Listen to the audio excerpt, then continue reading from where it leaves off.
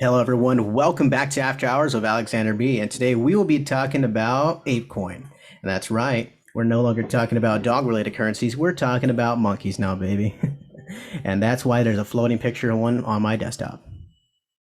Anyways, what is Apecoin? Well, Apecoin is a token issued from the creators of the Bored Ape Yacht Club NFT.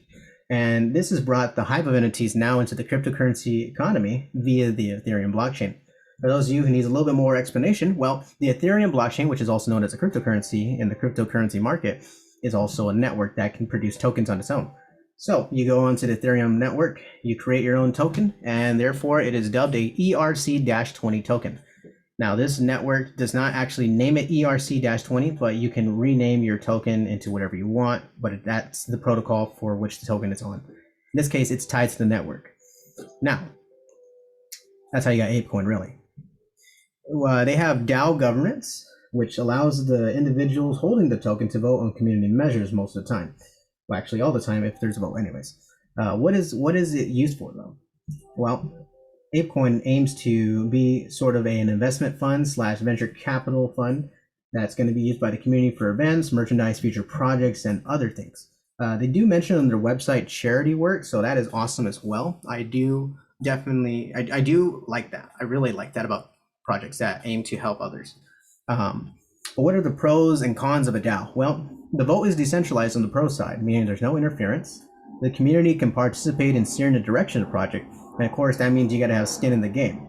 The users take risk in voting measures, and all votes are public on the blockchain, as well as the usernames associated with that vote. So when you do vote, if you decide to get into this community and join in voting later, be careful what you vote for, because your reputation is also on the line. Also, tokens are usually burned for voting, so that might also be a factor in the price volatility.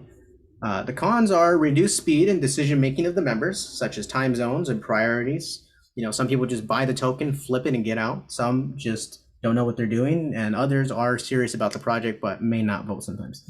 There's also the bike shed effect, which means big potatoes and small potatoes for my farmers out there.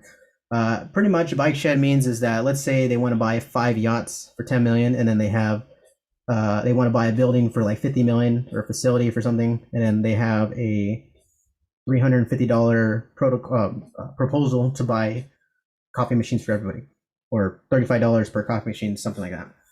Well, obviously most people are going to focus on the small thing because, well, it's less time spent researching, and it's pretty simple, as you can tell.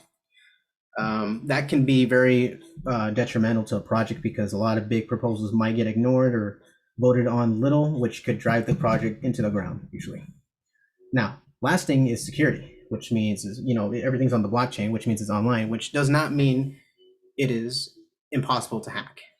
Now, in the past, DAOs have been hacked easily, but as progress has been made, and networking protocols and programmers have banded together and made better and better applications, hacking is still a worry. It's not exactly impossible not to hack something.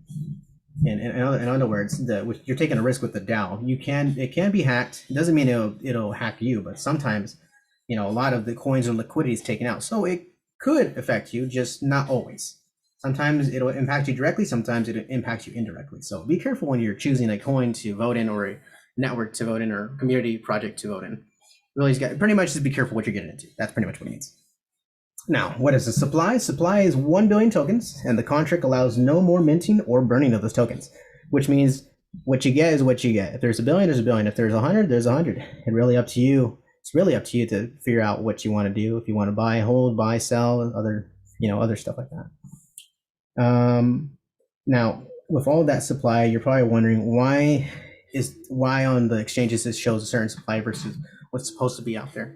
Well, that's because a portion of the tokens for the contribution to the project, those are initially locked, and they'll be unlocked over a period of 48 months in accordance with the predetermined unlock schedule in the chart, starting on launch day, March 17, 2022. And they do have the chart on here. It's pretty neat. I was reading up on it, and I really feel like Apecoin has a solid development team. It has the trend, and of course the involvement of many, many different people, famous and non-famous in the world, and of course loaded people, which means they have a lot of money. And also, just because it's probably one of the first popular tokens to be released on the blockchain, that has a giant community and following behind it, which means that there could be some cool stuff being done. And now with people being out of the NFT game pretty much, in other words, they can't get it. There's not everybody has $278,000 to spend on a picture of a monkey, really. People can invest in this directly now because they have their own token, and this will lead to the community, either improving or selling another project or something to where it benefits people worldwide, or in this case, benefits the cryptocurrency community. And I really feel like that, right? And I was at the moment, the token is around $14, and I'm really expecting it to go back to $20, $25 because that's exactly where it was at a couple of days ago. Well, it was at 40, but it dropped 20. You know how it goes, charts. But I feel like this token will go to 2025 and hold there for a while. I really do believe in this project.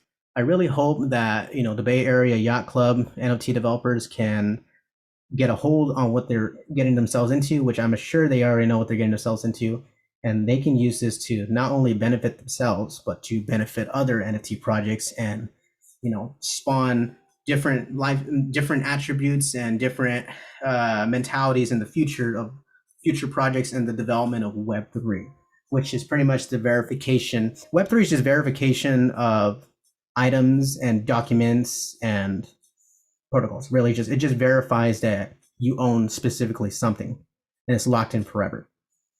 But other than that, that is it for the video. Let me know what you thought.